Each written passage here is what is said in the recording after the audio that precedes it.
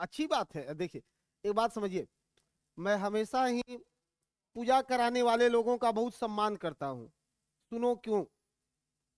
दुनिया में जितने भी प्रोफेशंस बने, अभी भी चल रहे हैं, कंटिन्यू है, सबका रेट रेट कमोबेश फिक्स हो गया है। कोई ऐसा प्रोफेशन है जिसका रेट फिक्स नहीं हो? आप यहाँ पढ़ने के लिए आए हो तो सब लोगों का रेट फिक्स है कि भैया इतना पैसा दीजिएगा तब मिशन 50 में पढ़िएगा। आप चाहे जिस बैकग्राउंड से हो, पैसा बराबर लगेगा, किसी कास्ट के हो कैसे भी हो। लेकिन अभी भी उन लोगों के प्रोफेशन में मानक चल रहा है कि सेम मंत्र के लिए किसी आईएएस के घर पहुंचेंगे, मंत्री के घर पहुंचेंगे तो उसी का 21,000 हो जाएगा, और गरीब आदमी के यहाँ रहेंगे तो 100 रुपया में भी काम चल जाएगा। चलता है कि नहीं? मतलब 100 में भी काम चला लेते हैं। और लोग कहता भी है कि बड़ा आदमी थोड़े हैं। दूसरा आदमी से आप कहिए ना, जाकर के कोनो गाड़ी चलाने वाला से कहिए, दुकानदार से कहिए, किसी चीज से बेचने वाला से कहिए हम गरीब हैं, तो क्या कहेगा, हम क्या करें? देखिए ये लोग अभी भी मानक रखा है कि नहीं? तो इसलिए हम बहुत सम्मान करते हैं कि उस चीज में अभी बहुत ही लोग समानता के लेकर के आप लोग चल रहे हैं। चलिए बहुत अच्छी बात है। कल हमारी बातें आपसे हो रही थी, खुश है। हाँ सुनो, ये समाजवादी दल से दो बातें निकल के आएगी, दोनों को एक साथ जोड़िएगा।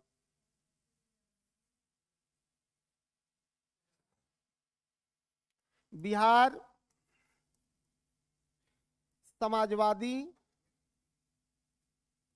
दल या पार्टी, याद है?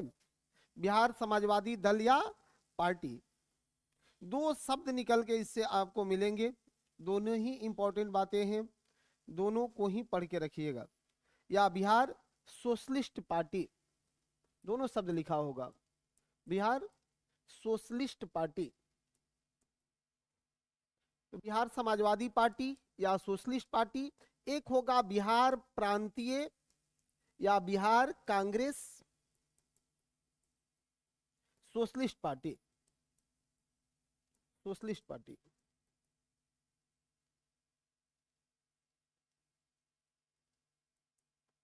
थोड़ा सा दोनों का अंतर कर लीजिएगा।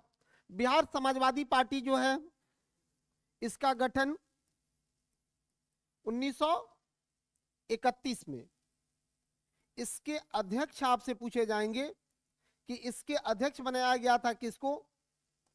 तो फूलेना प्रसाद वर्मा को, फूलेना प्रसाद वर्मा को, फूलेना प्रसाद को इसका अध्यक्ष बनाया गया था।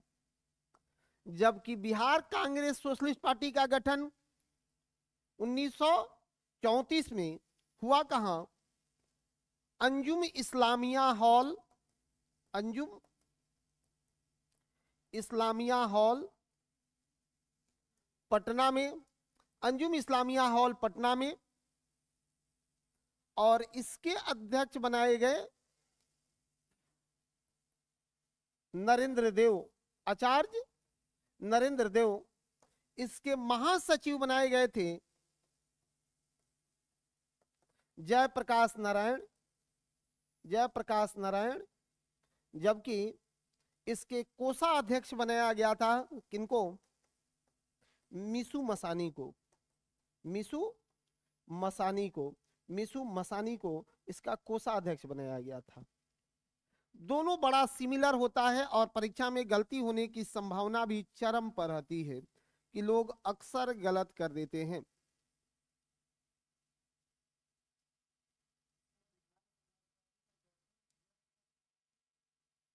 किसका?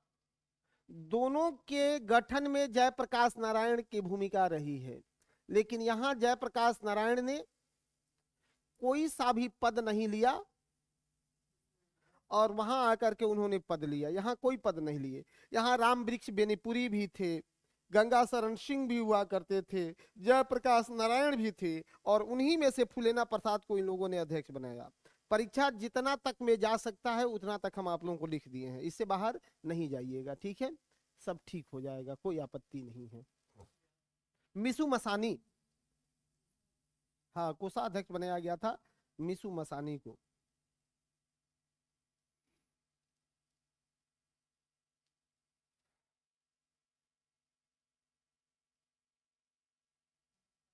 मसानी, मिसू मसानी, उसको मस्तानी याद आ रहा है। हाँ, बाजीराव मस्तानी। बाजीराव की चाल ही उसकी पहचान होती है ना। हाँ, इसलिए अपने चाल को बनाए रखिए।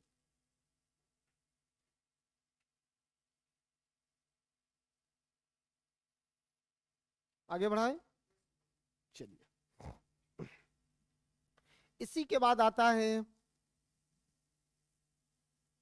बिहार में सविनय अवज्ञा आंदोलन। बिहार में सविनय अवज्ञा आंदोलन। सविनय अवज्ञा आंदोलन और बिहार। सविनय अवज्ञा आंदोलन और बिहार। चलो एक बात बताना, अब मैं मॉडर्न हिस्ट्री तो आपको पढ़ा नहीं रहा हूं, केवल बिहार पढ़ा रहा हूं। सविनय का मतलब होता क्या है? आ, आ?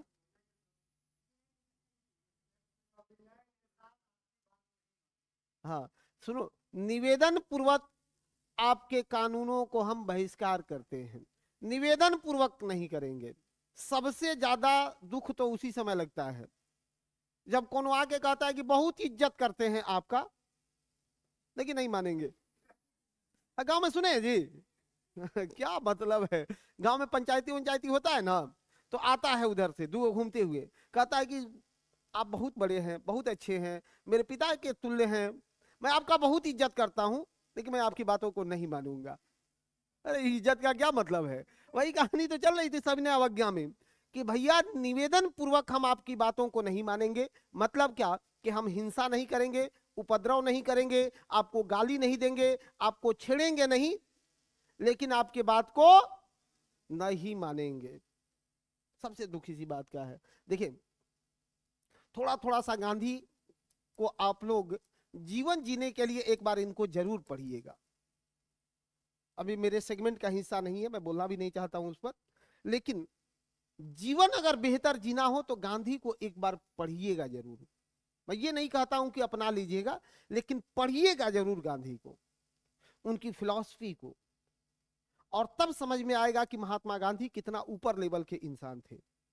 जितना ये फेसबुक व्हाट्सएप यूनिवर्सिटी का लड़का सब गाली देता है गांधी को, इसका मतलब यही है कि वो गांधी को समझता ही नहीं, पढ़ा ही नहीं, गांधी को कभी देखा ही नहीं। यह व्यक्ति जो सीधे आंख में आंख डाल करके पढ़े हुए लोगों से कहता है कि चरित्रहीन शिक्षा पाप है, ये सामान्य बात है क्या? नहीं है।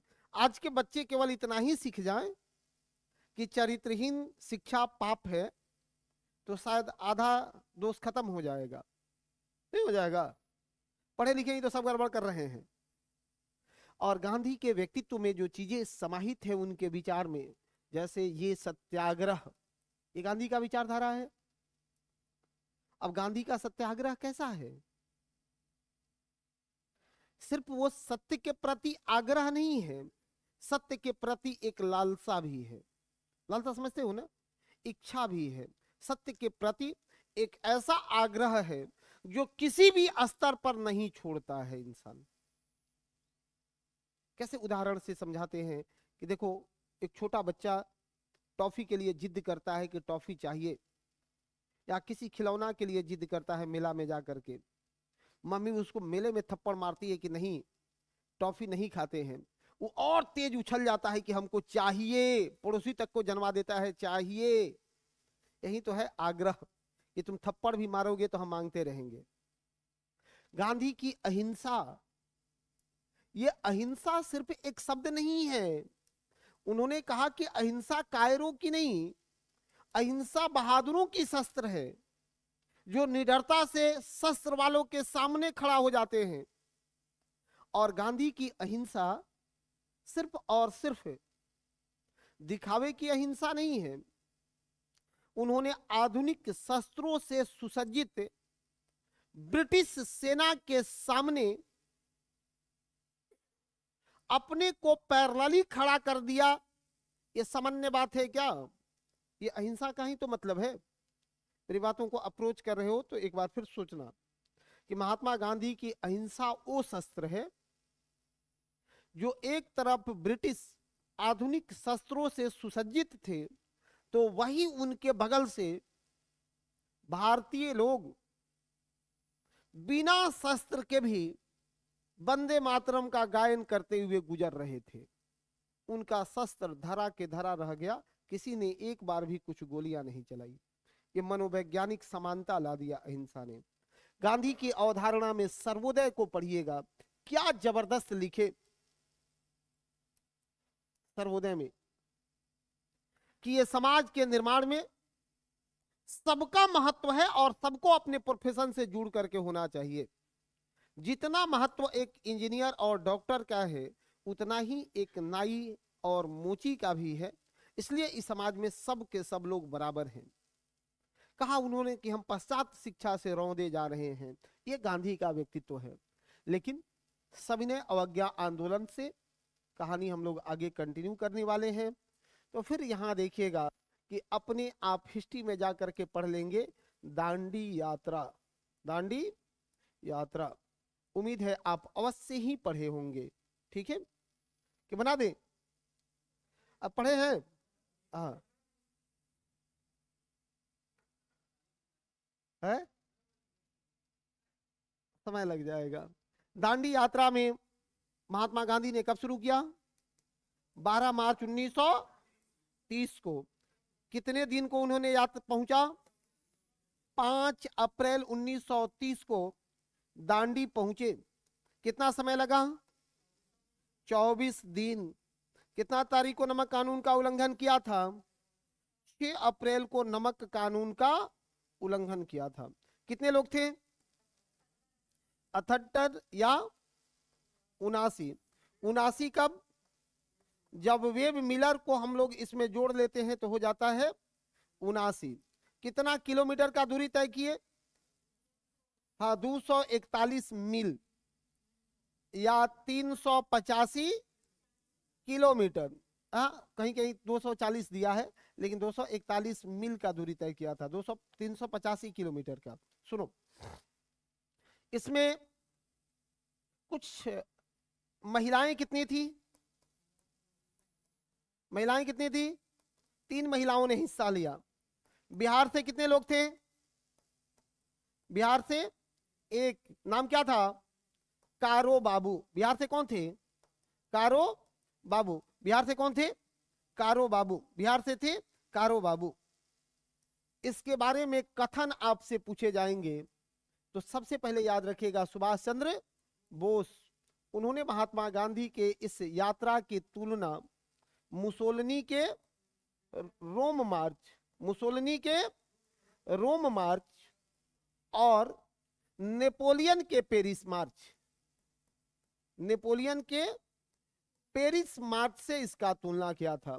पेरिस मार्च से इसका तुलना किया था। एक और, महात्मा गांधी ने इसे गरीब आदमी का संघर्ष कहा था। महात्मा गांधी ने इसे गरीब आदमी का संघर्ष कहा था। ये कहा था महात्मा गांधी ने। ठीक है, महात्मा गांधी ने। अब ज्यादा लेक्चर देना इस पर ठीक नहीं है। ये फैक्ट्स कुछ लिख दिए, इसको रख लीजिए। आए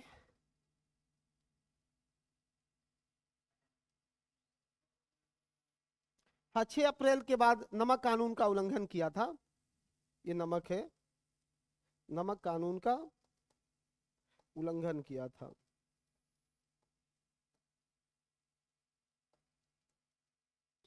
अप्रैल के बाद उन्होंने नमक कानून को वहीं पर उल्लंघन किया था। पहुंचे थे। हाँ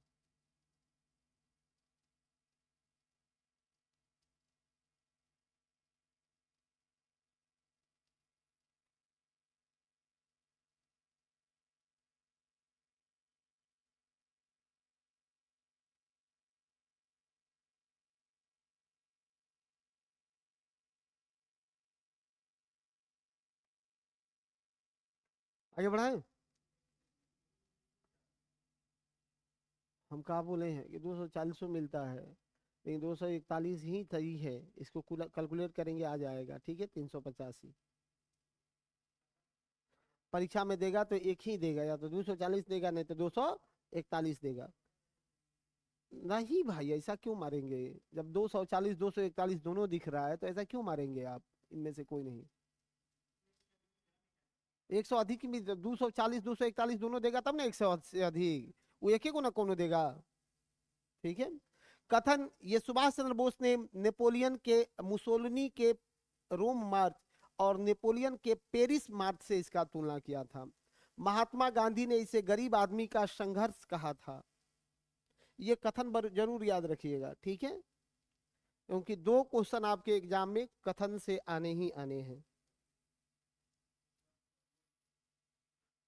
सुभाष चंद्र बोस ने नेपोलियन मुसोलिनी के रोम मार्च और नेपोलियन के पेरिस मार्च से इसका तुलना किया, इसका तुलना किया था।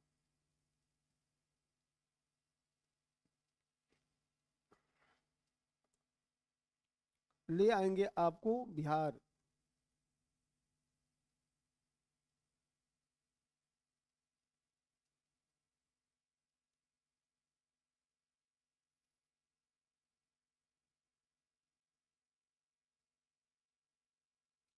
सविनय अवज्ञा आंदोलन का प्रस्ताव कहां पारित हुआ? सविनय अवज्ञा आंदोलन का प्रस्ताव कहां पारित हुआ? लाहौर में 1929। अध्यक्षता किसने की थी? जवाहरलाल नेहरू।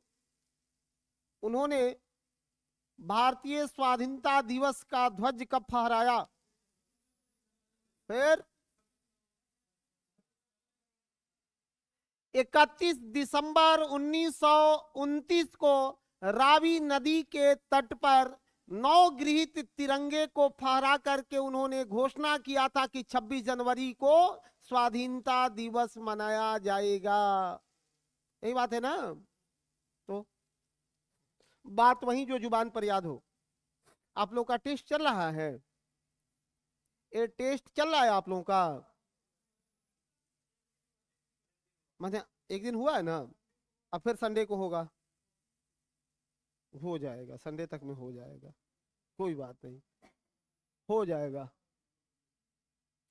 अभी ये खत्म हो जाएगा हम लोग का मॉडर्न बिहार, और जैसे मॉडर्न बिहार खत्म होगा तो मैं अगले बार जब आऊंगा तो आप लोगों को ज्योग्राफी पढ़ाऊंगा, और नेक्स्ट बार में जो है कल्चर पढ़ाना बहुत जरूरी है बिहार का, क्योंकि अगर आप कल्चर नहीं पढ़ते हो तो एक क्वेश्चन यहाँ से आना ही आना है बिहार के कल्चर से। एक क्वेश्चन तो ब्रह्मा भी नहीं काट सकते हैं। मधुबनी चित्रकला, पाल, पटना कलम शैली या मंजूषा चित्रकला, इस 4 से एक क्वेश्चन जरूर पूछेगा, मात्र 4 ही है, मधुबनी, पटना, पाल और मंजूषा, 4 पढ़ लीजिए, एक क्वेश्चन आएगा ही आएगा। तो जब अगले बार में आएंगे तो इस 4 को पढ़ाएंगे कि 4 में पढ़ना क्या है, ठीक है। हाँ, बस 4 को, ये तो जुबान पर याद है भाई कि कहाँ से क्वेश्चन छपेगा। इसके बाद में नहीं जाना है आपको, वो सोहर झूमर नहीं पढ़ना है, कट घोड़वा ये सब नहीं पढ़ना है, किताब में यो सब लिखा है, वो सबसे क्वेश्चन नहीं आता है, ठीक है। जाट जाटिन लिखा होगा, वो सबसे क्वेश्चन नहीं आता है, क्वेश्चन आता है 4 गो से।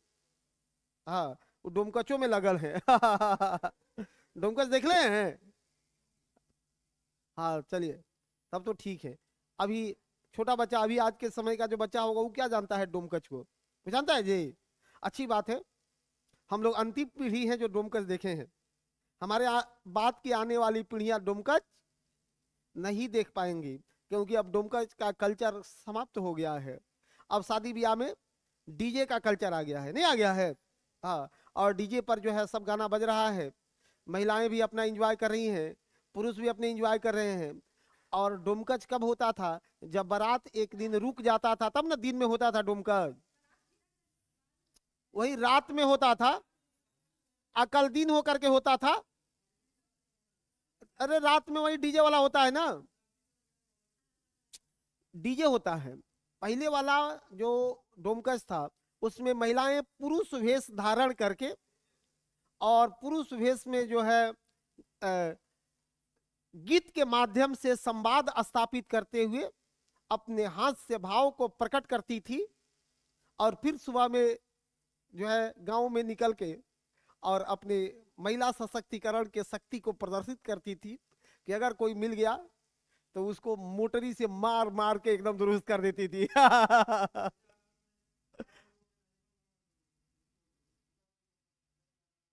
हाँ बताइए बताइए। चलिए तो आएंगे तो इसके बाद पढ़ाएंगे, ठीक है।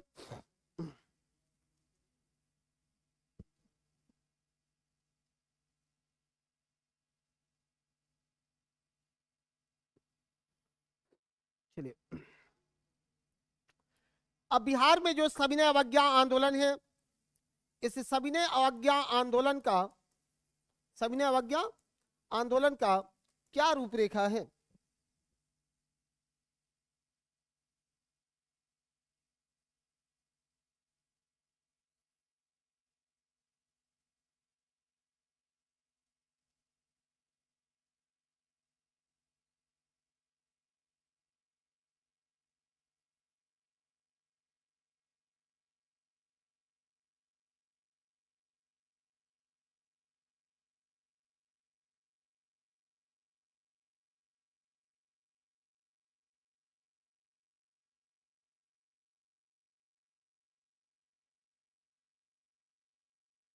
हाँ क्या बात है।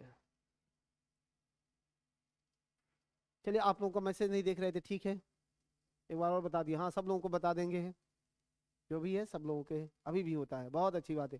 चलिए, आप लोगों का ब्याह होगा तो हमको जरूर बुलाइएगा, ठीक है, हाँ आएंगे, पक्का बुलाना, चाहे हम जहां भी रहें, शादी में जरूर बुलाना। आए, मैंने इतना जल्दी कौन कहा कर लेने के लिए? अरे थोड़ा रुक जाते, 1 साल के बाद करिए, 2026 में करिए, ठीक है। 26 में पक्का बुलाइएगा, सबका ब्याह अटेंड करेंगे। दुनिया में कोई काम हो, हाँ आइए, नॉनवेज खिलाइएगा। खाने का डिमांड रखते हैं कि कम से कम मुर्गी जरूर खिलाना, हम हासिल हैं, हाँ हाँ बहुत है। अजय जी को लेते आएंगे, ठीक है। हाँ है, नॉनवेज नहीं खाते हैं इसीलिए और सुखले जा रहे हैं अरे दुनिया में बाहर बनने के लिए नॉनवेज नहीं खाएंगे जी। चलिए ठीक है। आओ, सविनय अवज्ञा आंदोलन में अपने बिहार की क्या भूमिका है भैया? तो 2-3 बात आपसे पूछा जाएगा कि बिहार में सविनय अवज्ञा आंदोलन का शुरुआत कब हुआ। तारीख जरूर याद रखिएगा, 15 अप्रैल 1930 को। बिहार वाला जो फैक्ट्स है उसका डेट जरूर याद रखना है, ठीक है, उसका डेट याद रखना है, बिहार वाले का डेट जरूर याद रखना है। 15 अप्रैल 1930 को। कुछ आदमी पूछ रहा है लोग कि आप कहाँ के हैं।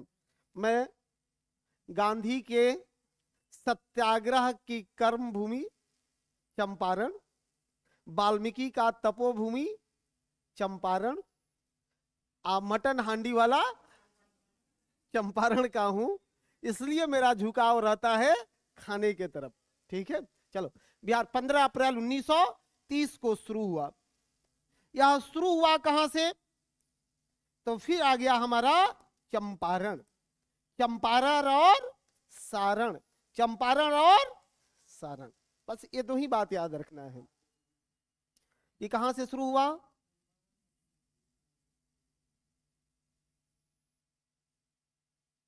चलिए ठीक है, हाँ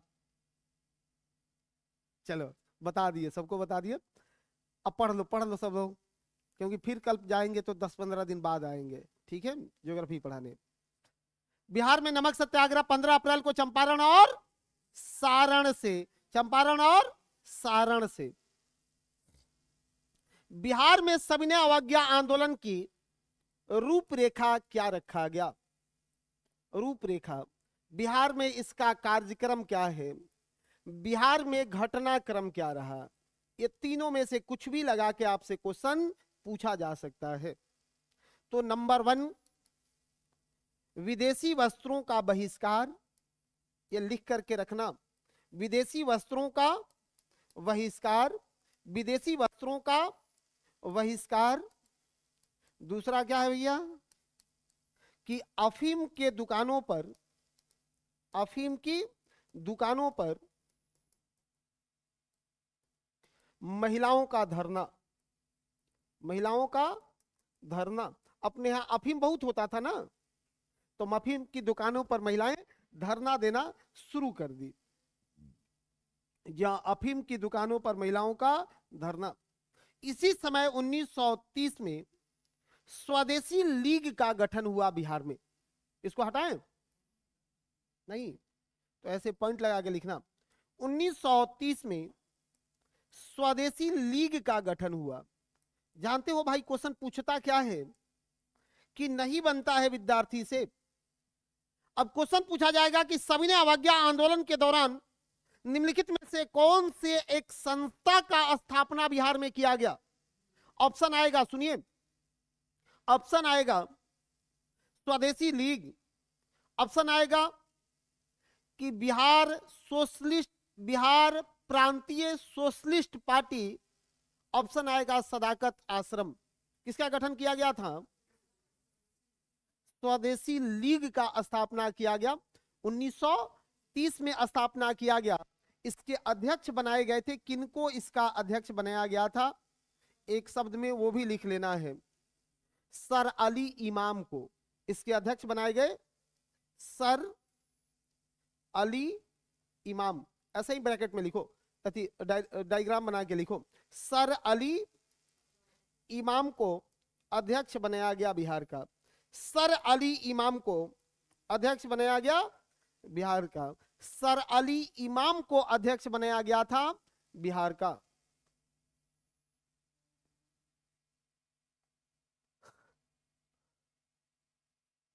चलो, सर अली इमाम को अध्यक्ष बनाया गया बिहार का। इसी समय कुछ आंदोलन भी चरम पर रहे। मिटाते हैं। जैसे छपरा में जेल कैदियों के द्वारा विदेशी वस्त्रों के बहिष्कार में नंगी हड़ताल की गई थी। पूछा जाएगा कि नंगी हड़ताल का संबंध किससे रहा है? ये नंगी हड़ताल का संबंध किससे?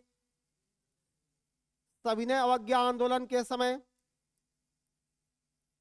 कहां कहां? छपरा में। किसके द्वारा? जेल कैदियों ने क्यों किया था? तो विदेशी वस्त्रों का बहिष्कार किया था। विदेशी वस्त्रों का बहिष्कार किया था।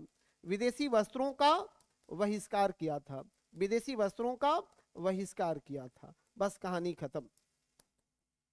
छपरा में जेल कैदियों ने कहा कि हम भले नंगा रहना पसंद करते हैं लेकिन विदेशी कपड़ों को नहीं करेंगे।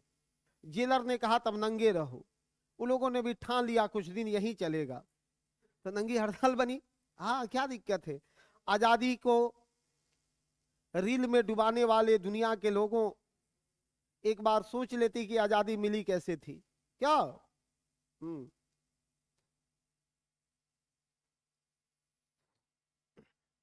ले चलेंगे आपको चौकीदारी कर। इसी समय बिहार में शुरू किया गया था चौकीदारी कर। चौकीदारी कर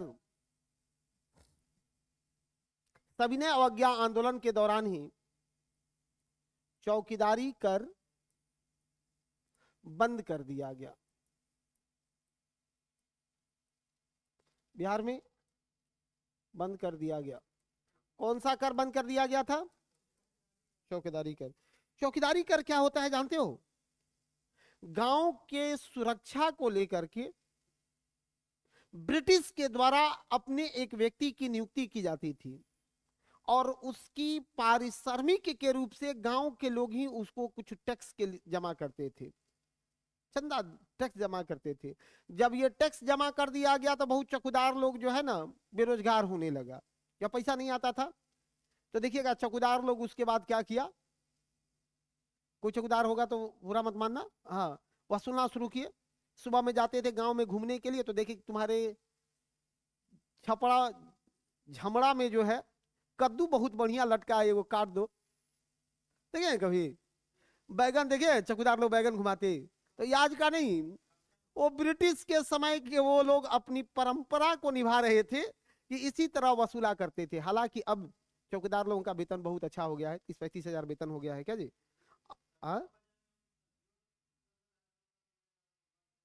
हाँ भी हो? हाँ बताइए। कोई बात नहीं, अब ऐसा नहीं करना चाहिए, अब ऐसा नहीं करना चाहिए, छोड़िए हटाइए। लिखो चौकीदारी कर बंद कर दिया गया। चौकीदारी कर बंद कर दिया गया। जी हाँ, केवल बिहार में।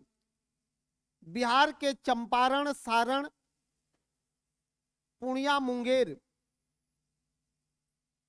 पटना में इसे बंद कर दिया गया।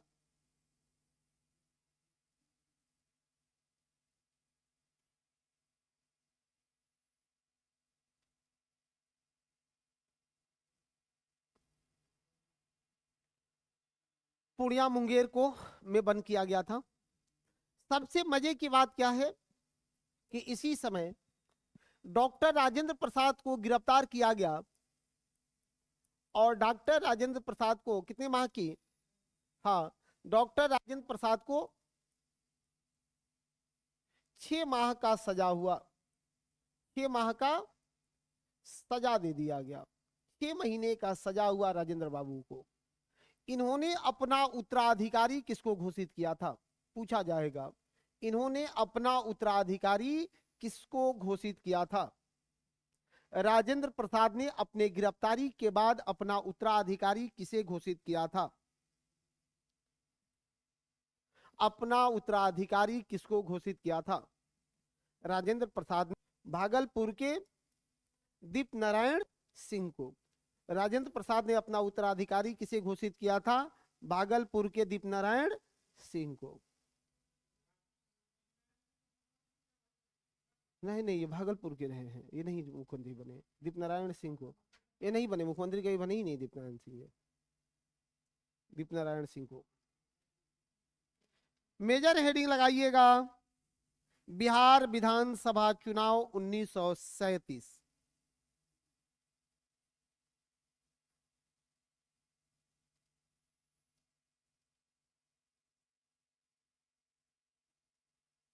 बिहार विधानसभा चुनाव 1937। अभी 2025 चुनाव होने वाला है, ठीक है, लेकिन हम लोग पढ़ेंगे कब का? 1937 का, 1937 का। बताओ, बिहार के पहले मुख्यमंत्री श्री कृष्ण, हाँ, मोहम्मद यूनुस मत मारिएगा, वो प्रधानमंत्री उस समय बोले जाते थे, ठीक है। बिहार के पहले मुख्यमंत्री, अच्छा, बिहार के पहले मुस्लिम मुख्यमंत्री, बिहार के पहले मुस्लिम मुख्यमंत्री, काहे काहे पता नहीं है? ये सब एस्थेटिक बात तो याद रहना चाहिए ना जी, आगे नहीं रहेगा। अब्दुल गफूर नाम हुआ करता था, या मोहम्मद गफूर भी लिखा मिलेगा, गफूर याद रखिएगा, ठीक है। सुनो, बिहार का पहला गैर कांग्रेसी मुख्यमंत्री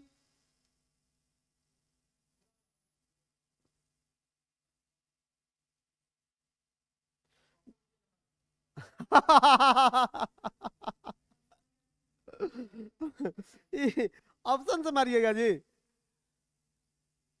हाँ हाँ, मोहम्मद, चलो, नहीं। बिहार के पहले दलित मुख्यमंत्री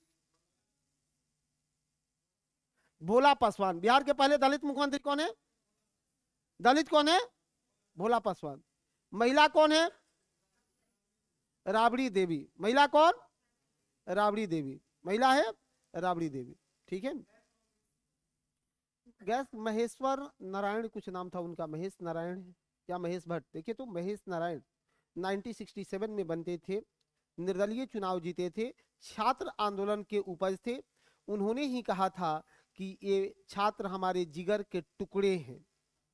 महाप्रसाद सिन्हा, बहुत अच्छी बात है, महामाया प्रसाद सिन्हा, महामाया प्रसाद सिन्हा, वो कहा करते थे, नहीं नहीं, महामाया प्रसाद सिन्हा, वो कहा करते थे कि युवा हमारे कलेजे के टुकड़े हैं।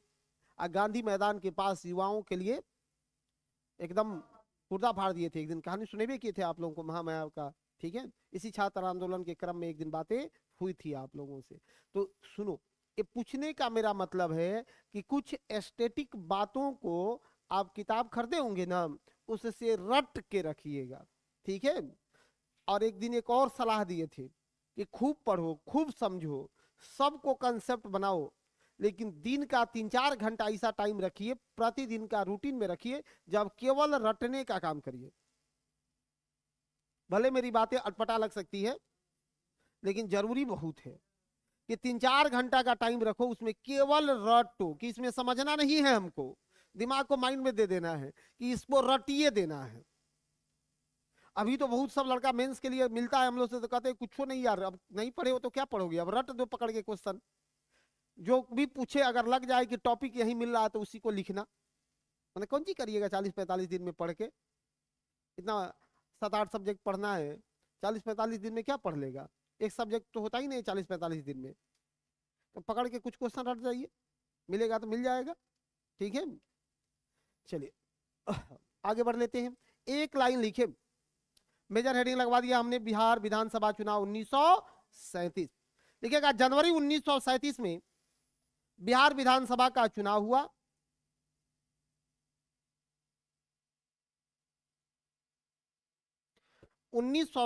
में बिहार विधानसभा का चुनाव हुआ। बिहार में सीट कितना था?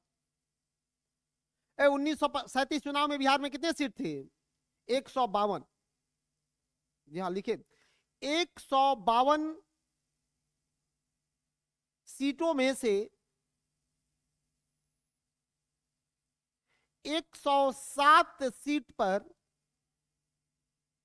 107 107 सीट पर कांग्रेस ने चुनाव लड़ा। कांग्रेस ने चुनाव लड़ा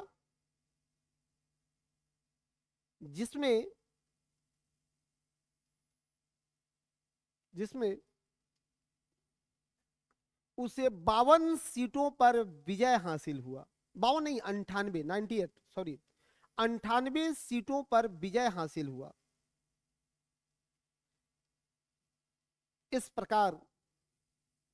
प्रकार कांग्रेस को पूर्ण बहुमत मिला।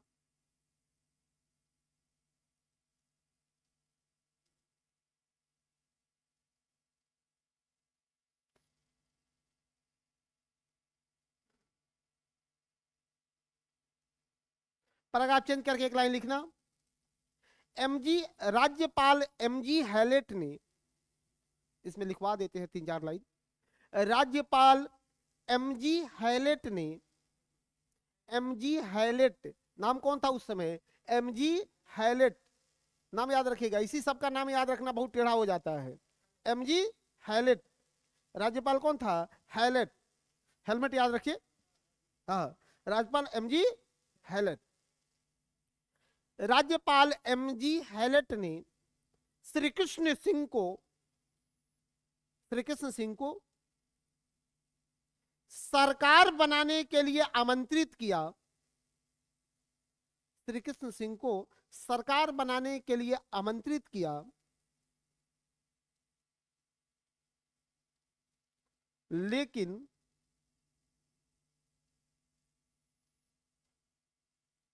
श्री कृष्ण सिंह का एक शर्त,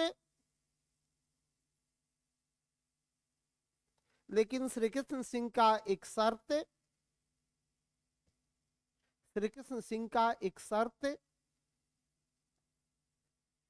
कि राज्यपाल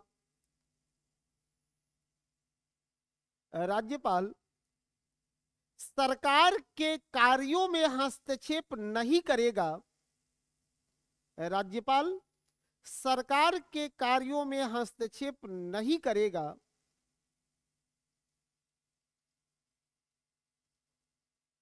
इसको उन्होंने स्वीकार नहीं किया। इसको उन्होंने स्वीकार नहीं किया।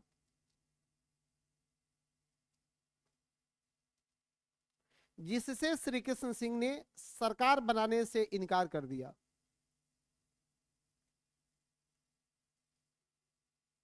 जिससे श्री कृष्ण सिंह ने सरकार बनाने से इनकार कर दिया। पैराग्राफ चेंज करिए। बाद में इंडिपेंडेंट पार्टी के मोहम्मद यूनुस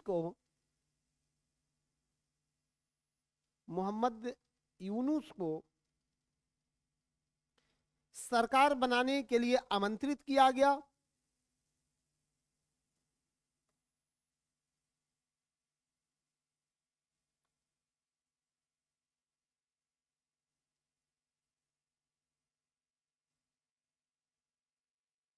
और मोहम्मद यूनुस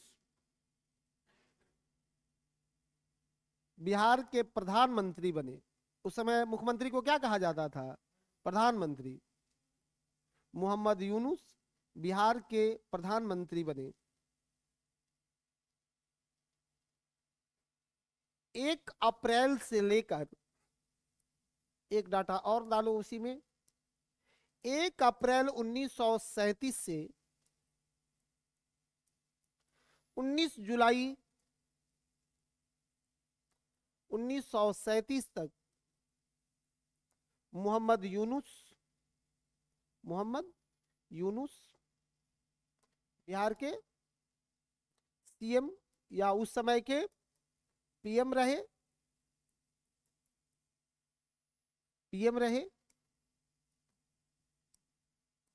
20 जुलाई 1920 को श्री कृष्ण सिंह के 1937 को श्री कृष्ण सिंह के नेतृत्व में कांग्रेस की सरकार बनी। कांग्रेस की सरकार बनी और पूरा बात बोर्ड पर ही लिख दिए। कांग्रेस की सरकार बनी। कांग्रेस की सरकार बनी।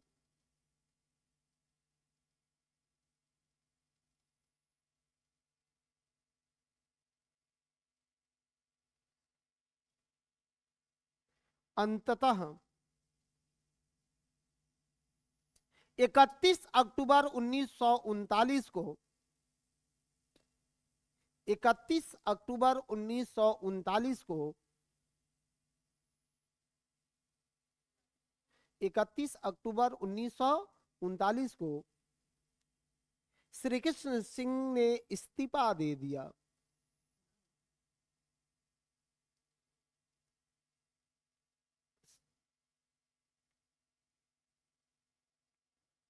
क्या किया? इस्तीफा दे दिया। ठीक है, बहुत अच्छी बातें हैं। अमित, क्लास आप लोगों का कंटिन्यू होगा, शायद में भी अगला क्लास पॉलिटी का ही होगा मंडे से, या फिर क्या है एक बार पता कर लेंगे। ठीक है, अच्छा। और हम तो ऐसे ही नहीं ना, हम नहीं पढ़ाएंगे। अभी तो देख रहे हैं कि हम कितना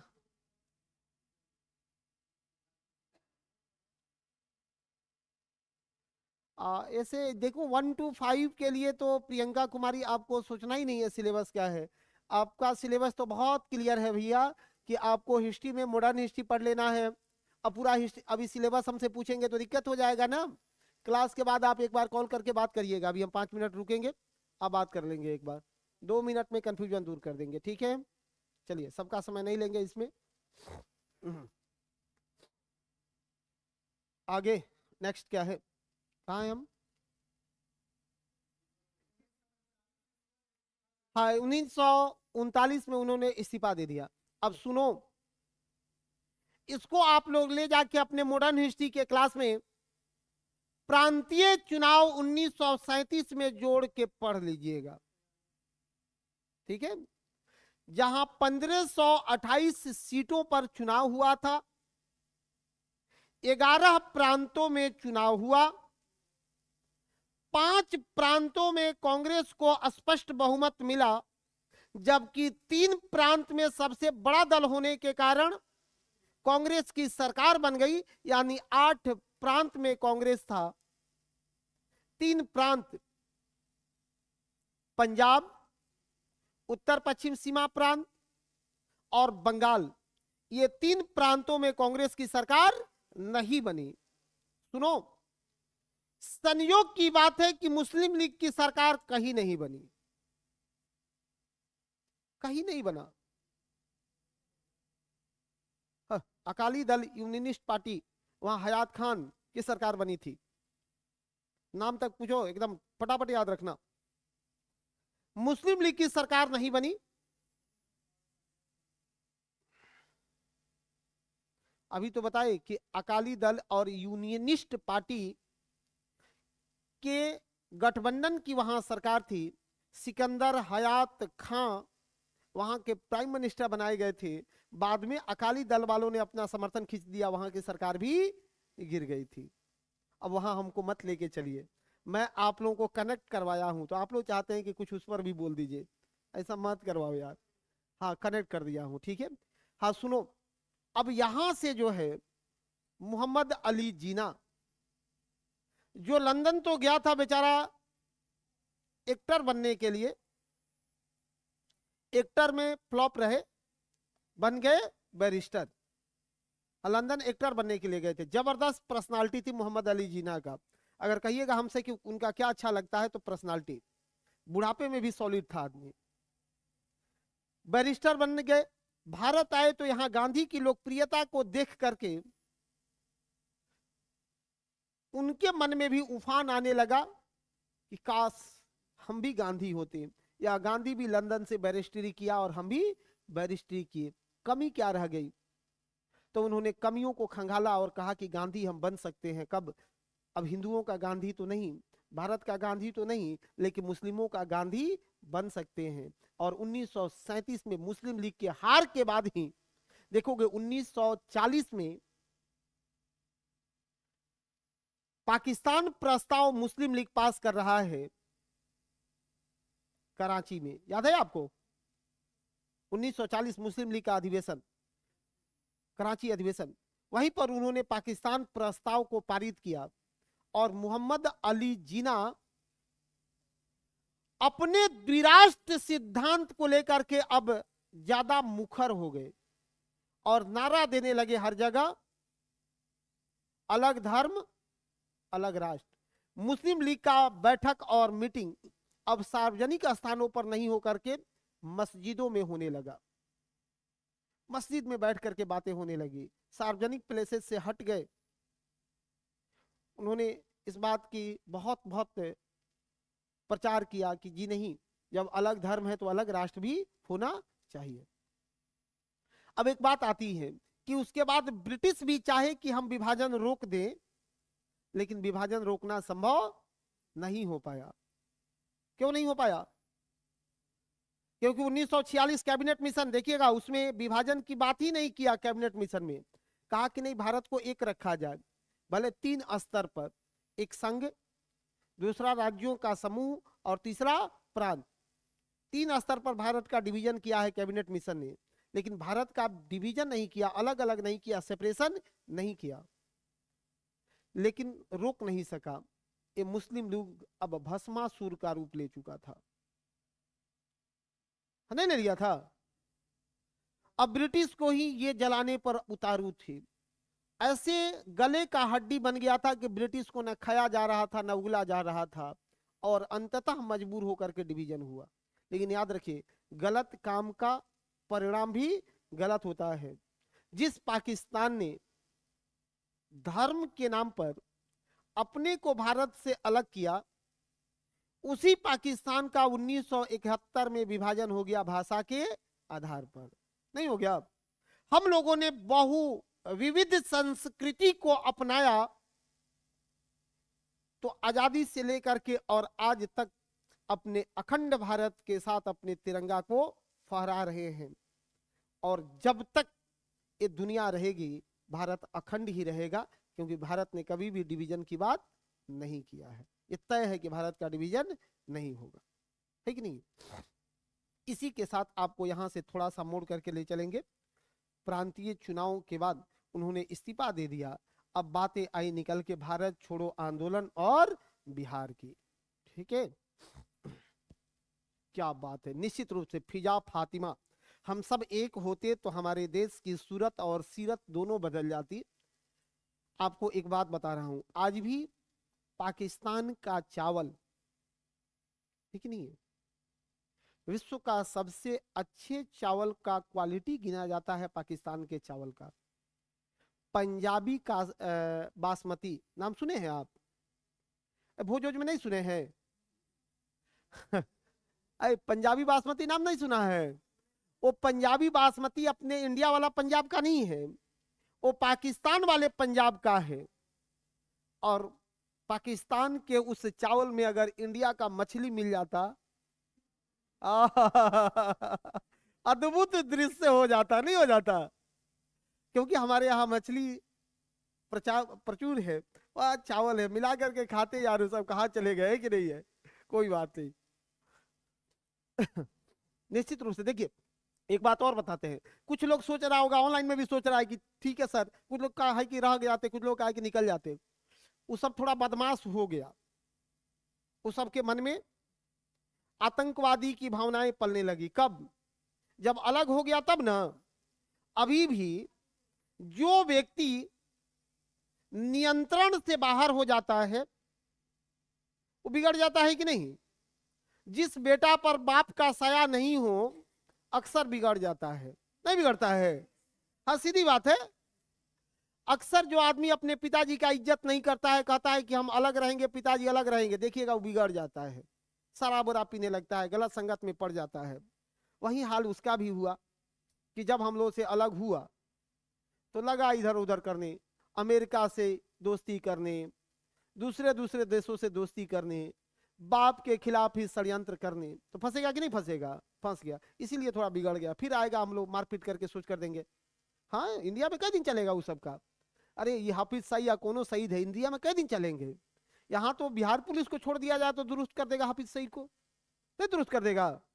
और बिहार पुलिस कठवा वाला बंदूक से AK-47 की भी जरूरत नहीं है, उनको दुरुस्त कर देगा सब। तो वो सब ठीक हो जाएंगे सब लोग, ऐसा बात नहीं है, ठीक है? चलो कोई बात नहीं। अमित जी, ये बात हम बता दिया आप लोगों को कि क्या बात हुआ है। वो सब थोड़ा आवारा टाइप का हो गया। थोड़ी हटाइए। आएंगे भारत छोड़ो आंदोलन, भारत छोड़ो आंदोलन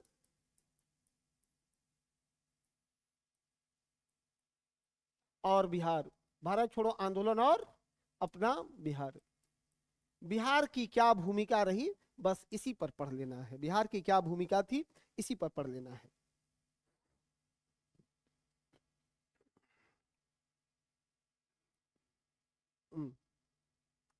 सुनो, भारत छोड़ो आंदोलन और बिहार। हाँ, भारत छोड़ो आंदोलन और बिहार। इसलिए देखना, ज्यादा आतंकवादी हमला कभी बिहार में नहीं होता है। अभी आपने देखा है? हाँ, बिहार में पुलिस हटा दीजिए कि पुलिस क्या करेगा, यहाँ का सिविलियन दुरुस्त कर देगा। ये होगा मुंबई में, ये होगा दिल्ली में, ये होगा कर्नाटक में, ये सब जगह को वो सब भी टारगेट करते हैं। बिहार जैसे राज्यों को टारगेट वो लोग नहीं कर पाता है। उन लोगों को पता है कि वहाँ की जनता बहुत जागरूक है, कोऑपरेटिव है, दूसरे के दर्द में अपना जान देने वाला है। बिहार में सड़क पर अगर कोनो कह दे कि हमको दिक्कत है, खास करके वो अगर फीमेल जेंडर का हो तो उसको चांद पर पहुंचाने की भी बात भी आएगी तो लड़का तो पहुंचा देगा कि चलो आपको काहे का दुख होगा। मैंने अच्छी सही बात है कि नहीं है? अदर स्टेट में ये संभावना है नहीं है, वहां किसी को कोई नहीं पूछता है। यहाँ पर अगर गांव में क्रिमिनल आ जाए, अब पहले डाकू आता था, अब आप लोग विषय मेरा बदल देते हैं तो हम बहुत बोल देते हैं, सुनो। पहले गांव में डाकू आता था, सब एक घर ही नहीं जानता था कि किसके घर आएगा। जैसे हम भी गांव से हैं तो हमको याद है, गांव में रात भर लोग जागल रहता था। हाँ, गांव में एकदम जागा रहता था, जिसके पास जो भी अस्त्र शस्त्र थे। अब मैं ऑन कैमरा कैसे बोलूंगा क्या लेके, लेकिन सब लोग अपना अपना सब अस्त्र शस्त्र लेके रात भर जगा रहता था, सोता था 3 बजे जाकर के। गांव के जो युवा थे नहीं थे। ये कोऑपरेटिव चीजें सिर्फ बिहार में देखने को मिलती है। और यहाँ तो कोई आ जाए लन फन करने वाला तो सच में गांव में पकड़ाएगा तो गांव के लोग ठीक कर देगा, और शहर में पकड़ाएगा तो शहर के लड़का सब ठीक कर देगा। इसलिए यहाँ पुलिस का बाद में काम आता है, पहले इसका। हम लोग बहुत अच्छे हैं कि बिहार से हैं, बिहारी हैं, और इस पर गर्व होता है। ये कहाँ का ये वो लोली जो है, लोल आदमी जो है वीडियो बनेले थी, वो तो एक बार आती तो उसको समझाया जाता। हाँ बताइए। हाँ, इसीलिए हम CBSE वाला को बोलते रहते हैं कि उस सबको ये नहीं होता है, समझ रहे हो ना? अभी वो केंद्रीय विद्यालय की एक टीचर है, शिक्षिका है, उसको तो शिक्षिका नहीं कहना चाहिए, उसको शिक्षिका नहीं करना चाहिए, ठीक है? हाँ हाँ, चलो कोई बात नहीं, आगे बढ़ो। अब छोड़ो तुम लोग, कई सब कमेंट में ही लड़ाई करने लगा सब हाँ, निश्चित रूप से। चलो ठीक है, सब लोग ठीक बोला, अपने अपना विचार रख दिया, ठीक है। हम बिहार का बात बोले हैं और बिहार की कोऑपरेटिव बातें बोले हैं कि बिहार में यही चीज होता है। अब उसमें कुछ डिफेंड कर रहा है कमेंट में कि पाकिस्तान वाले को और कुछ इधर वाला को, है कि नहीं है? कोई बात नहीं, इसमें नहीं फंसना है। आओ भारत छोड़ो आंदोलन पर बात करेंगे, इसमें दो चार शब्द बात करेंगे तो आपको क्वेश्चन मिलेगा, ठीक है। 8 अगस्त 1942 कहां? ग्वालियर टैंक। कहां? ग्वालियर टैंक। ग्वालियर टैंक बम्बई में। ग्वालियर टैंक उस समय अभी बम्बे हुआ करता था। ग्वालियर टैंक बम्बे में कांग्रेस कार्य समिति का बैठक हुआ और इसी समिति में भारत छोड़ो आंदोलन का प्रस्ताव पारित हुआ था। आज जुबान पर रखियो, एकदम जुबान पर रखियो, ठीक है।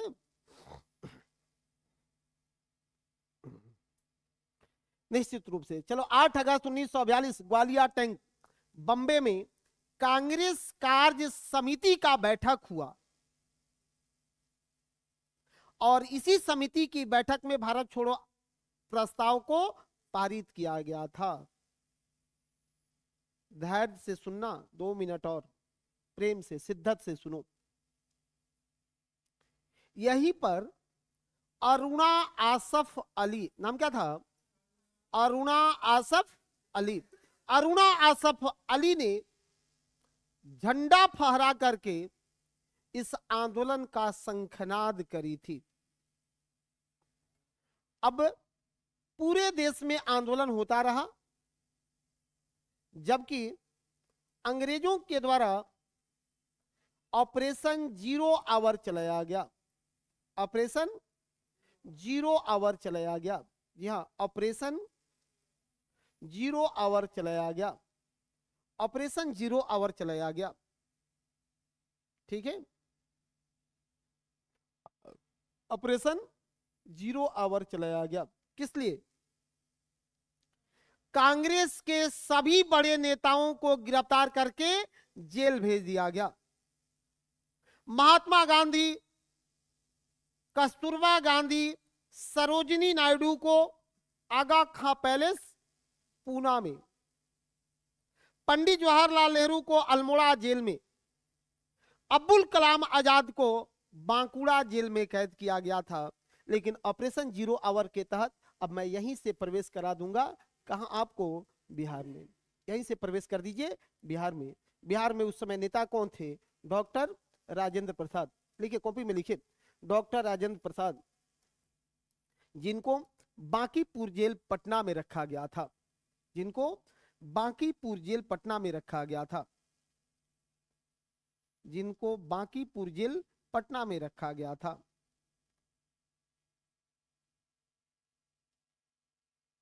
पटना में रखा गया था।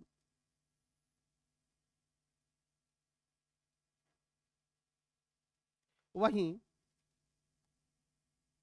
जयप्रकाश नारायण,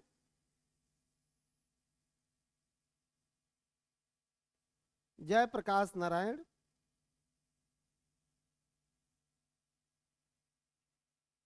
बैकुंठ शुक्ल,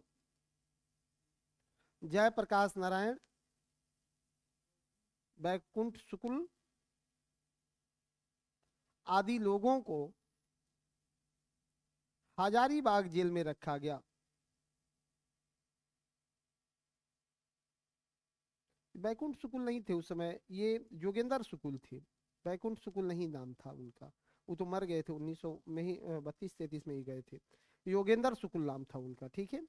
योगेंद्र शुक्ल, यहाँ गुलाबी सोनार, गुलाबी सोनार, योगेंद्र शुक्ल, दो नाम और लिख लो, गुलाबी सोनार, गुलाबी सोनार, सालीग्राम सिंह, सालीग्राम सिंह, ये VVI नाम है। सालीग्राम सिंह को हजारीबाग जेल में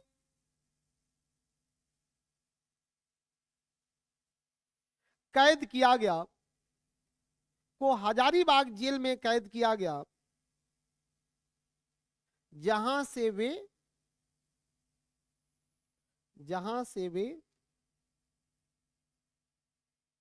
1900 जहां से वे दीपावली के दिन जेल तोड़कर निकल गए या दीवार फांद कर निकल गए, दीवार फांद कर निकल गए, दीवार फांद कर निकल गए।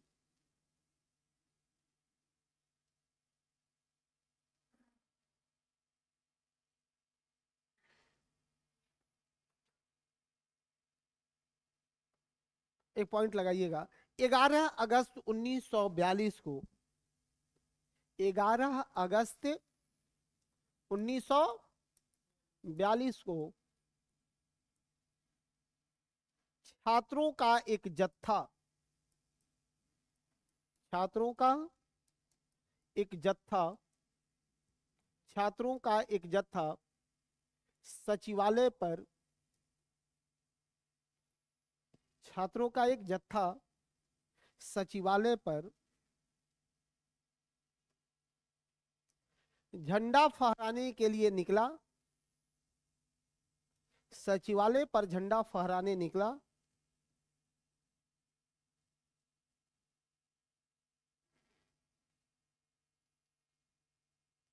जिस पर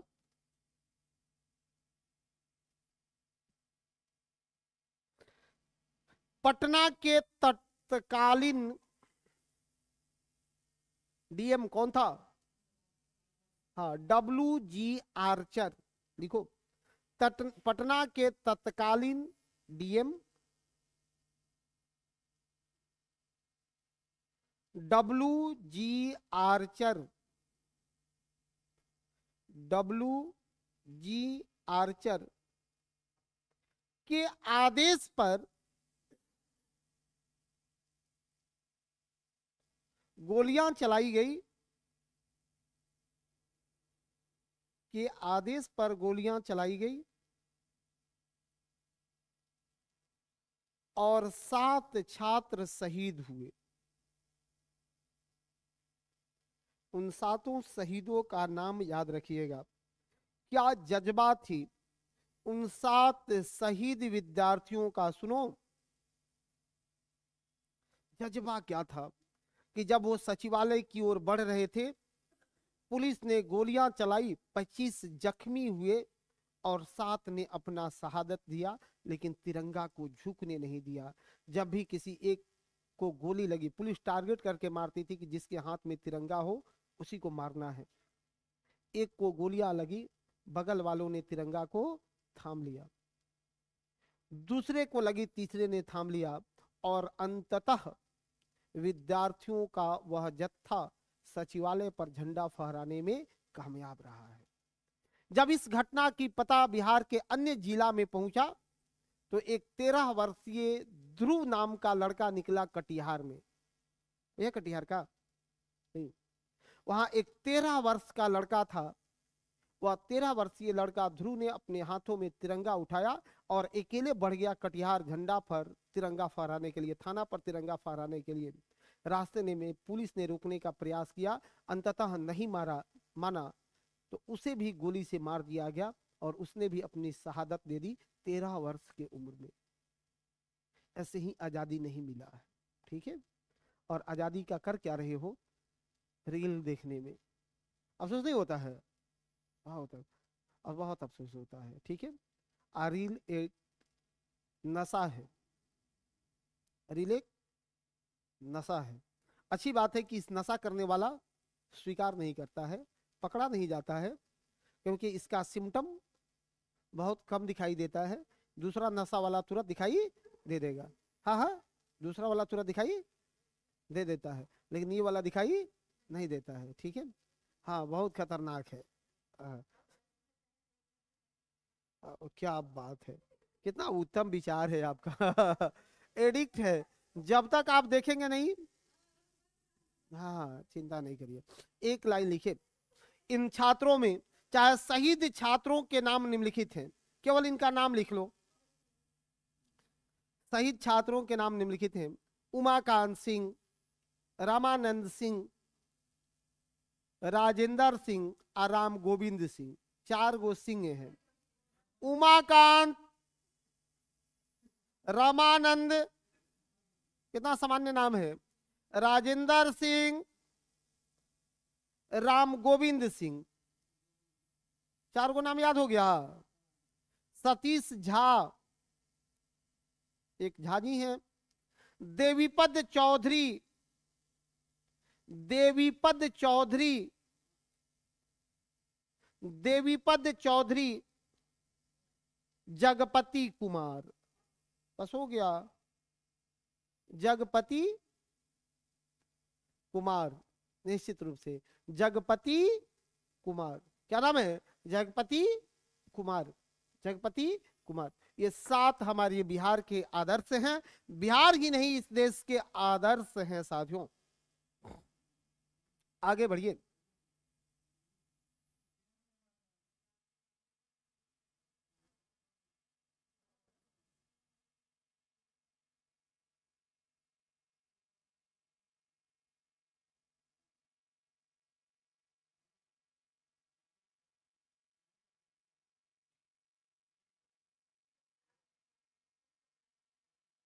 आगे लिखना, आजाद दस्ते का गठन, आजाद दस्ता का गठन।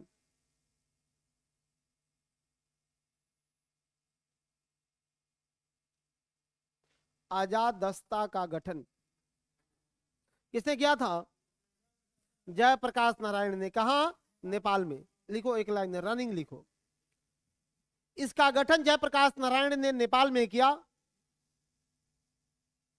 इसका गठन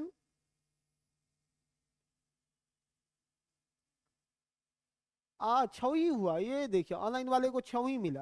अब फटाफट लिखो, ऑनलाइन वाले कैसे 6 मिला भाई? उमाकांत सिंह, रामानंद सिंह, राजेंद्र सिंह, राम गोविंद सिंह, 4 को हो गया। सतीश चंद्र झा, देवीपद चौधरी, जगपति कुमार, हाँ रिपीट कर दिए और करें। उमाकांत सिंह, रामानंद सिंह, राजेंद्र सिंह, राम गोविंद सिंह, यहां तक 4 हो गए, याद ही हो गया। सतीश प्रसाद झा, देवीपद चौधरी, जगपति कुमार, लिखो यस हो गया। तो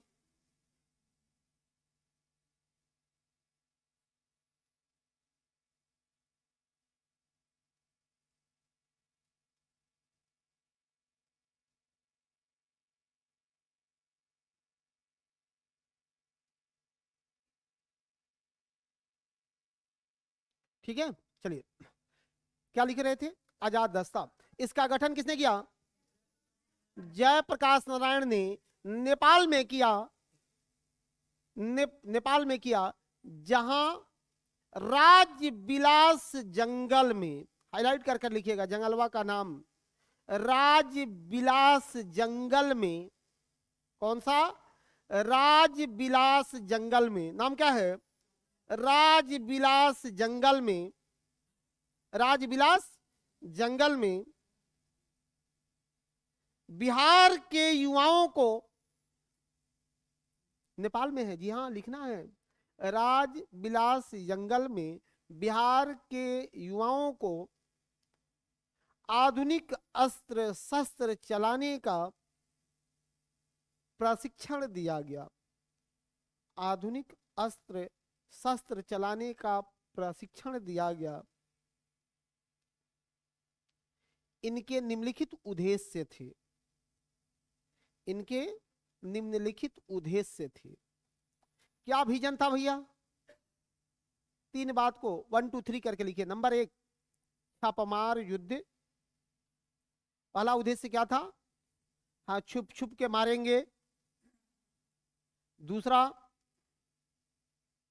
तोड़ फोड़ की कार्रवाई, तोड़ फोड़ की कार्रवाई करेंगे, तोड़ फोड़ की कार्रवाई करेंगे। और तीसरा, संचार व्यवस्था को ध्वस्त करेंगे। संचार व्यवस्था को ध्वस्त करना, संचार व्यवस्था को ध्वस्त करना, संचार व्यवस्था को ध्वस्त करना।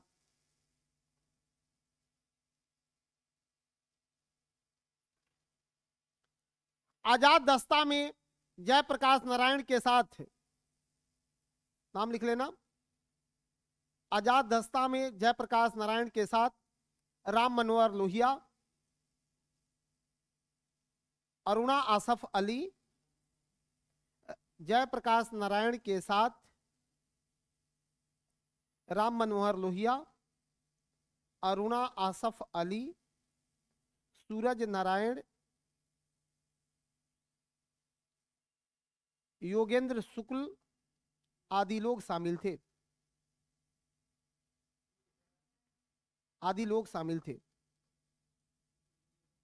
सूरज नारायण सिंह,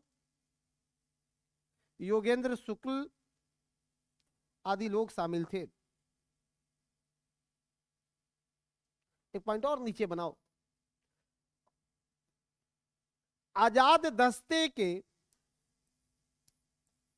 रेडियो प्रचार का दायित्व, आजाद दस्ते के रेडियो प्रचार का दायित्व किस पर था? राम मनोहर लोहिया पर था। राम मनोहर लोहिया पर था। राम मनोहर लोहिया पर था। आजाद दस्ते में रेडियो प्रचार का दायित्व किसको दिया गया था? राम मनोहर लोहिया पर था। एक लाइन और लिखिए।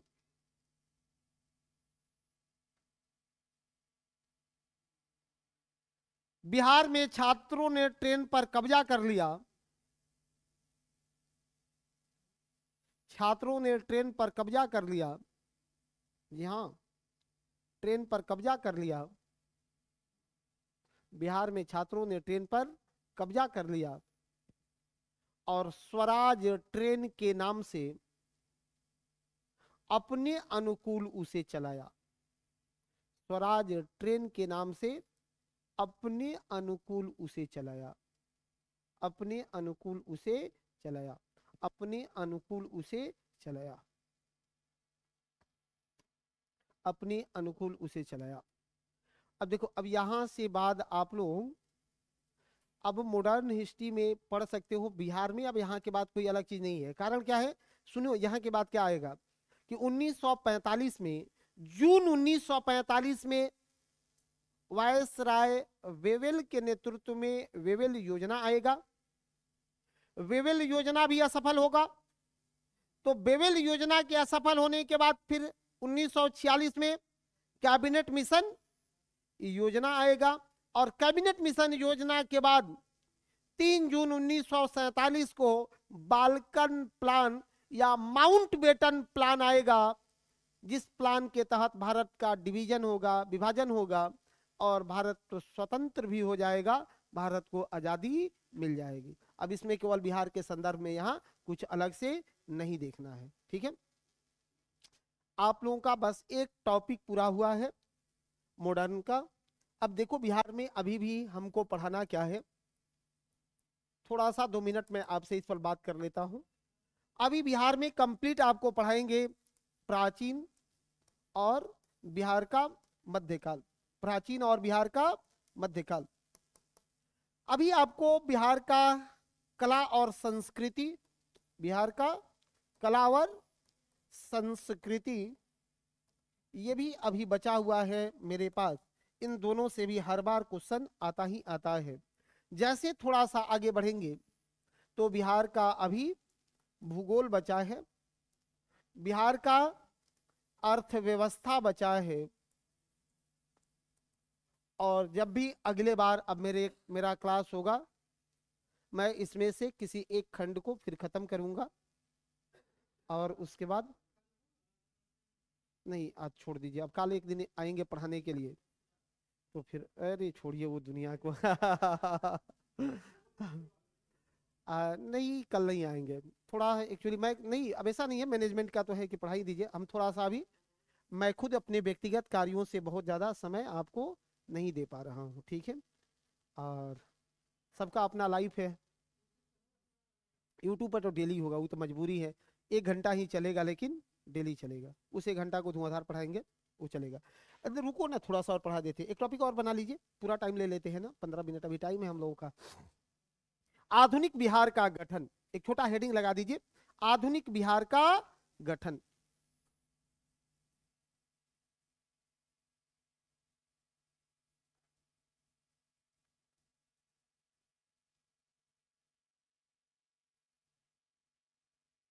आधुनिक बिहार का गठन।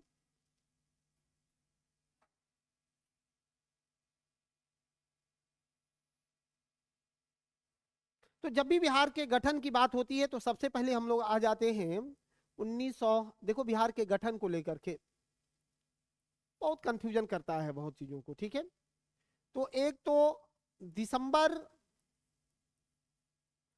1911 में इसका घोषणा हुआ, और ये घोषणा कहाँ हुआ? दिल्ली दरबार में। दिल्ली दरबार में कौन आए थे दिल्ली दरबार में? जॉर्ज पंचम और इनकी madam Mary, queen Mary, George पंचम आए थे, यहीं पर घोषणा हुआ, ठीक है। एक्चुअली 22 मार्च 1912 को अधिसूचना जारी हुआ। अधिसूचना जारी हुआ, यहां अधिसूचना जारी हुआ, और इसी दिन को बिहार अपना गठन मान लिया है और मनाया जाता है क्या? बिहार दिवस मनाया जाता है, बिहार दिवस।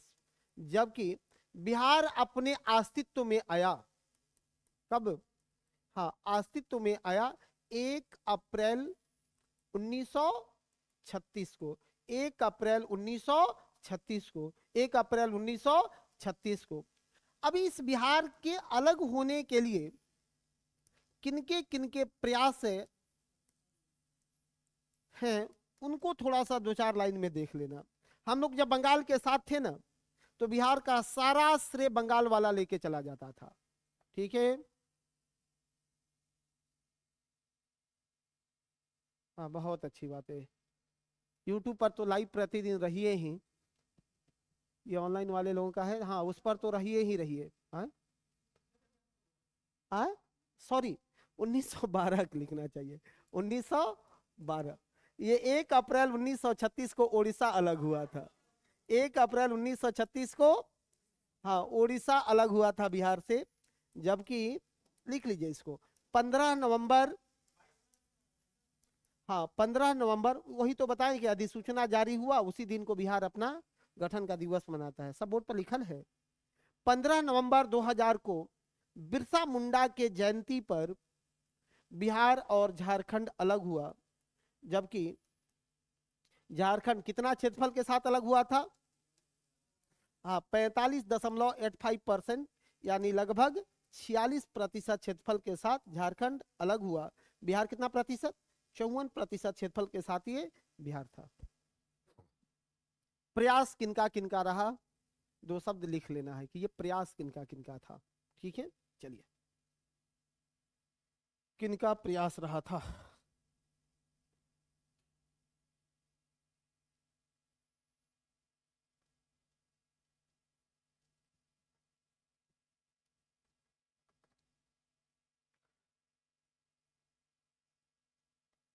देखो, पृथक बिहार के गठन का श्रेय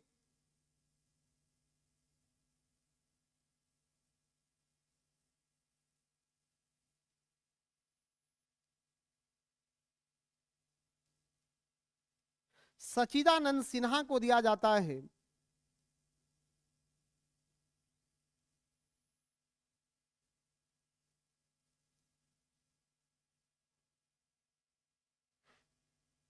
एक कमाल का लाइन लिखिएगा, 1911 में, 1911 में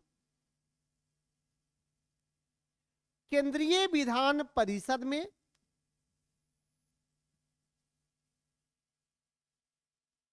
केंद्रीय विधान परिषद में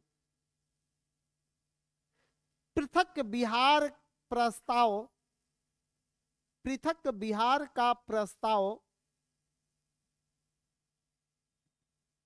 सच्चिदानंद सिन्हा, सच्चिदानंद सिन्हा और मोहम्मद अली ने पेश किया। मोहम्मद अली ने पेश किया।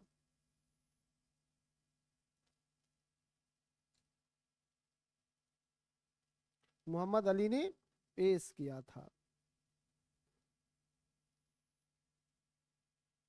ठीक है, मोहम्मद अली ने पेश किया था। दो चार नाम लिख लेते आप लोग और भी तो ठीक होता। ठीक है, पेश किया था, अच्छा ये पहले ही क्लास में बता दिया था, बहुत अच्छी बात है। पेश किया था, किसने पेश किया था? सच्चिदानंद सिन्हा ने पेश किया था, और एक नाम क्या था? मोहम्मद अली ने पेश किया था। ठीक है, बिहार के स्वतंत्रता आंदोलन में महिलाओं का योगदान। बिहार की कौन कौन सी महिलाएं थी? बिहार के स्वतंत्रता आंदोलन में महिलाओं का योगदान, कौन कौन सी महिलाएं रही हैं बिहार के जो बढ़ चढ़ के हिस्सा ली?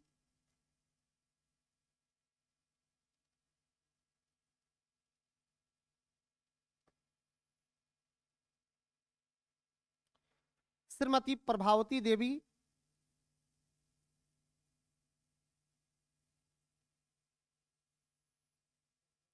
प्रभावती देवी, पता है ना प्रभावती देवी के बारे में?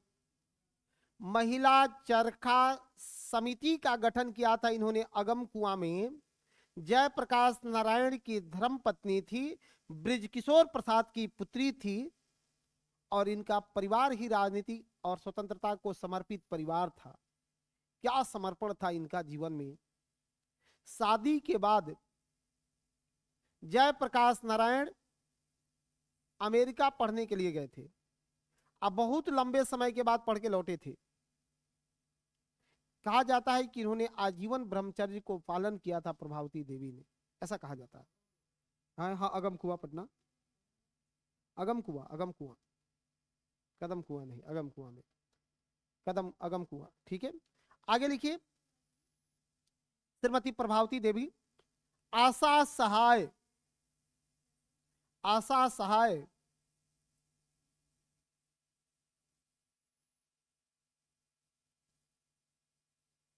आशा सहाय, नाम सुने इनका? नहीं। 1943 में, लिख लीजिए एक लाइन, 1943 में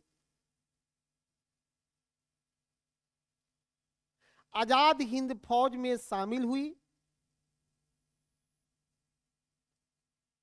आजाद हिंद फौज में शामिल हुई।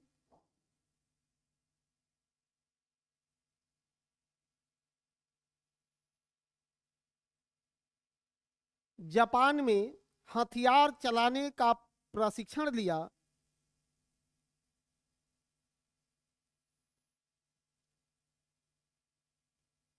और फिर बिहार आकर और प्रशिक्षण लिया। महिला लिया, इसने प्रशिक्षण लिया था, प्रशिक्षण लिया। फिर बिहार आकर महिलाओं को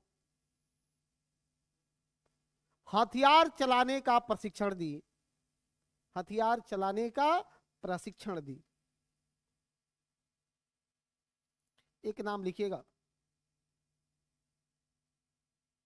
श्रीमती जिरियावती देवी, श्रीमती जिरियावती देवी,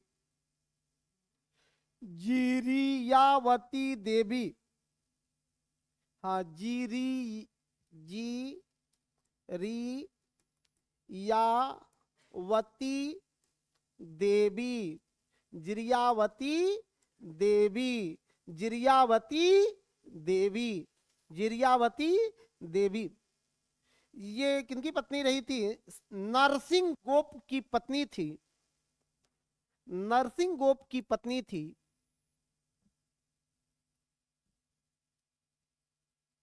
गोप की पत्नी थी।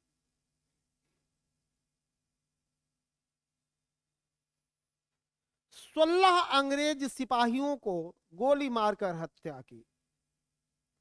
16 अंग्रेज सिपाहियों को गोली मारकर हत्या की। ठीक है,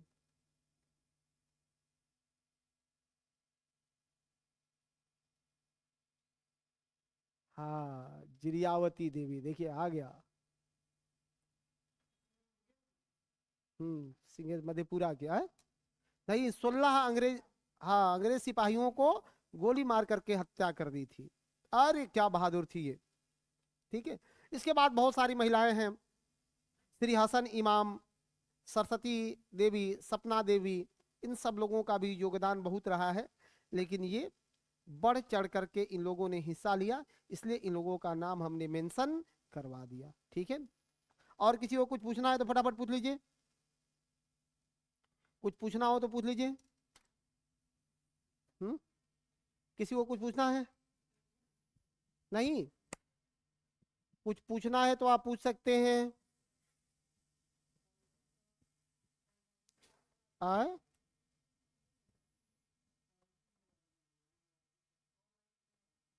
उसमें तो चलता ही है, ऑनलाइन में तो रोज रहता ही है यूट्यूब पर।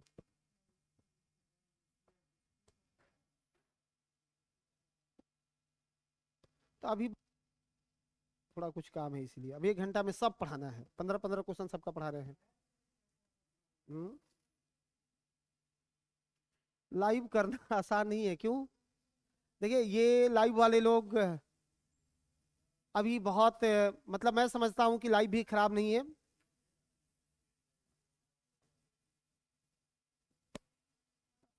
चलो ठीक है। हम्म,